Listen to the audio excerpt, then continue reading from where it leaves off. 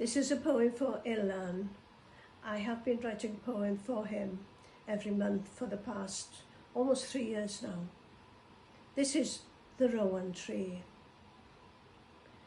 If I could, I'd send you a llatau, a gift poem, in your cell. A key is too obvious and the air won't be held. I could send a jar of Welsh rain, fabled and holy as home.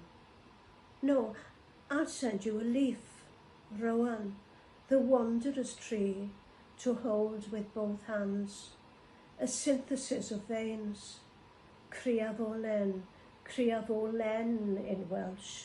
Trace the veiled tears of a poem with limbs, gaze from a boughs at a sky clarified, and Cymro wander free in the secret gifts of the muse, in the secret gifts of Awen.